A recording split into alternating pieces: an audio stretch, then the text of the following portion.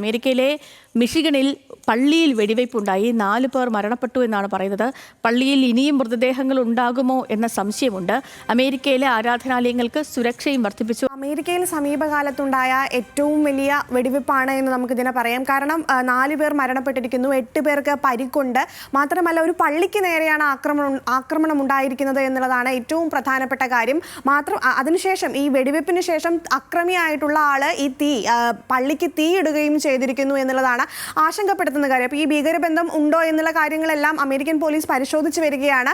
അപ്പോൾ ഈ 8 മിനിറ്റ് പള്ളിയുടെ മുൻഡോറിലെത്തി ഉടനെ വെടിവെപ്പ് നടത്തുകയായിരുന്നു. ഇന്നലെ ഞായറാഴ്ചയായിരുന്നു. അതുകൊണ്ട് അനേകം വിശ്വാസികൾ പള്ളിയിൽ എത്തിയിട്ടുണ്ടായിരുന്നു. മോർമൻ വിശ്വാസികളുടെ പള്ളിയിലാണ്, മോർമൻ ക്രിസ്തീയ വിശ്വാസികളുടെ പള്ളിക്ക് നേരെയാണ് ഇന്നലെ ആക്രമണം ഉണ്ടായത്. അപ്പോൾ കുട്ടികൾ ഉൾപ്പെടെ 100 കണക്കിന് ആളുകൾ പള്ളിയിലുള്ള സമയത്താണ് വെടിവെപ്പ് ഉണ്ടായത്. വെടിവെപ്പിന് ശേഷം ഈ അക്രമി തീയിടുകയും ചെയ്തു. അതാണ് ഇപ്പോൾ മരണസംഖ്യ വർദ്ധിക്കാൻ കാരണമായിരിക്കുന്നത്.